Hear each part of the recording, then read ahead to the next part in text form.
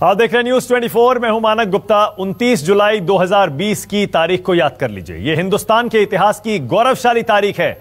हमारे और आपकी जिंदगी का ऐतिहासिक दिन है, क्योंकि भारत में सबसे ताकतवर लड़ाकू विमान रफाल की पहली फ्लीट आई है। 5 रफाल विमान जब यूएई से भारत के लिए उड़े तो आकाश से लेकर समंदर तक, रनवे से लेकर सोशल मीडिया तक फाइटर जेट रफाल का बेमिसाल स्वागत हुआ। आप भी देखिए भारतीय सीमा में कहां कहां और कैसे हुआ रणविजय रफाल का राज तिलक।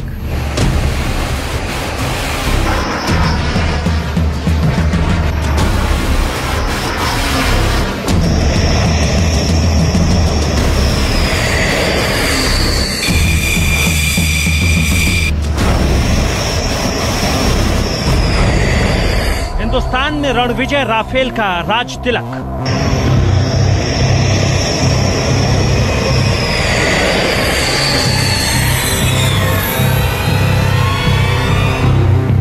वक्त जैसे थम गया, आसमान जैसे राफेल के सम्मान में मुस्कुराने लगा। समंदर की लहरें भी राफेल को देखकर आसमान छूने के लिए बेताब थी।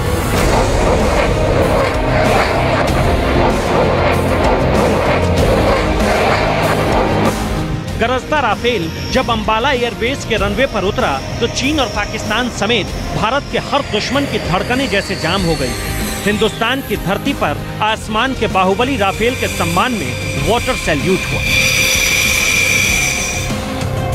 ये 6 तस्वीरें हिंदुस्तान के रक्षा इतिहास की गवाही दे रही है। पहली तस्वीर यूएई से उड़ान भरने वाले राफेल की है। कुछ घंटे बाद 5 राफेल विमान ने भारत के हवाई क्षेत्र में प्रवेश किया। इस दौरान राफेल विमानों के साथ वायुसेना के सुखोई 30M के लड़ाकू विमानों ने एस्कॉर्ट किया, यानी 5 राफेल विमानों को आसमान में कवर दिया। इसके बाद अंबाला के आसमान पर राफेल विमान उड़ते हुए नजर आए। इसके बाद फौरन अंबाला एयरबेस के रनवे पर 5 फाइटर जेट राफेल की सुरक्षित लैंडिंग हुई। राफेल विमानों के सम्मान में रनवे पर वाटर सैल्यूट दिया गया, यानी विमान के दाहिने और बाएं ओर से पानी की बौछार छोड़ी गई। विमानों के सम्मान में ऐसा करना एयरफोर्स की परंपरा का हिस्सा है। देश और वायुसेना के लिए 29 जुलाई 2020 की तारीख ऐतिहासिक बन गई। अंबाला में एयरफोर्स स्टेशन पर जब 5 multi role fighter jet Rafale की लैंडिंग हुई तो आसमान से रनवे तक स्वागत हुआ। राफेल विमानों की लैंडिंग को चीन और पाकिस्तान ने भी देखा होगा, क्योंकि राफेल इन्हीं 2 देशों की साजिशों को नाकाम करने के लिए आया है।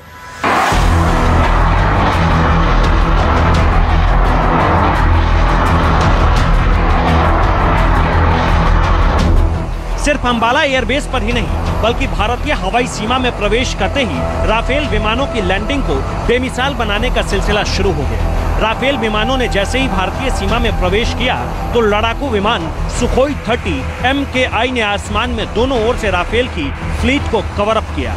आसमान में 5 राफेल विमान उड़ रहे थे और दोनों ओर एक सुखोई उड़ रहे थे। ये सारा मंजर किसी खास शख्स की अगुवाई जैसा लग रहा था। इसके 2 कारण हैं। एक तो भारतीय परंपरा, हमारे घर में कोई मेहमान आता है तो हम हमारे घर के बाहर जाकर, बाहर का जो दरवाज़ा होता है वहाँ पर जाके हमारे मेहमान को वेलकम करते हैं, नमस्कार करते हैं, प्रणाम करते हैं और फिर बहुत प्रेम सहित हमारे मेहमान को हमारे के घर के अंदर ले आते हैं। इसी तरह से इसका एक दूसरा कारण है जो कि टैक्टिकल कारण है। राफेल विमान ने जैसे ही हिंद महासागर के ठीक ऊपर हवाई सीमा में प्रवेश किया तो गश्त कर रहे INS कोलकाता ने उनका स्वागत किया। INS कोलकाता और राफेल फ्लीट की बातचीत बेहद दिलचस्प है। INS कोलकाता ने कहा, आप गर्व के साथ आसमान की ऊंचाइयों को छुएं, हैप्पी लैंडिंग। राफेल उड़ा रहे ग्रुप कैप्टन गुरकीरत बोले, हवाएं आपके माकूल रहे, हैप्पी हंटिंग। यानी INS कोलकाता ने राफेल को सुरक्षित लैंडिंग के लिए शुभकामनाएं दी और आसमान में इतिहास रचने की उम्मीदें जताई। वहीं राफेल उड़ाने वाले जांबाजों का संदेश था कि समुद्री सीमा में INS कोलकाता अपने दुश्मनों का कामयाबी के साथ शिकार करता रहे। 5 राफेल विमानों की फ्लीट कुछ ही देर में अंबाला के एयरबेस के ठीक ऊपर गरजने लगी। बरसों से जिस बाहुबली लड़ाकू विमान का इंतजार था वो अंबाला के एयरबेस पर आया।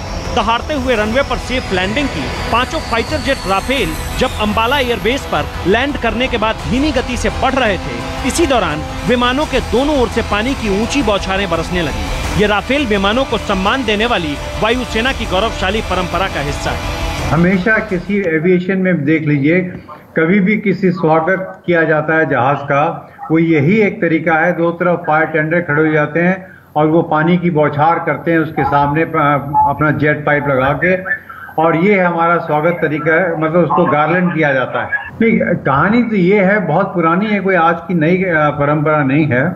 जब भी कोई चीज इंडक्शन की जाती है, जब भी किसी चीज का भव्य स्वागत किया जाता है, वो जहाज का तरीका ही यही है। किसी भी एविएशन में, चाहे वो ट्रांसपोर्ट हो, फाइटर हो, हर जगह स्वागत ऐसे ही किया जाता है।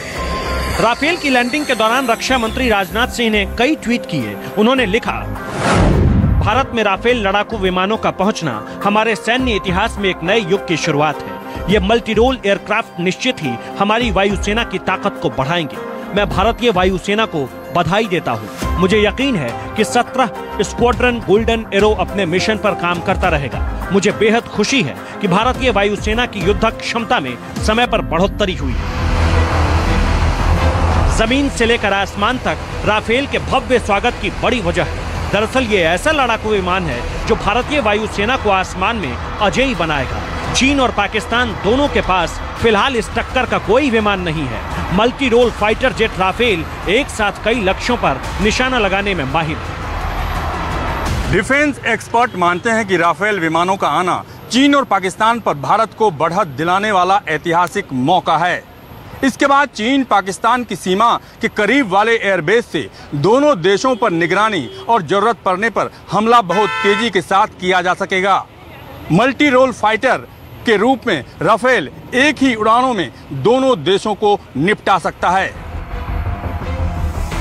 भारत में राफेल लड़ाकू विमानों की पहली खेप ऐसे समय में पहुंची जब पूर्वी लद्दाख में करीब 3 महीने से चीन के सैनिकों के साथ हालात तनावपूर्ण हैं। राफेल के आने से भारत का तनाव कम होगा और चीन पाकिस्तान की परेशानी बढ़ना तय है। अंबाला से रमन कुमार के साथ दिल्ली से मनीष कुमार, न्यूज़ 24।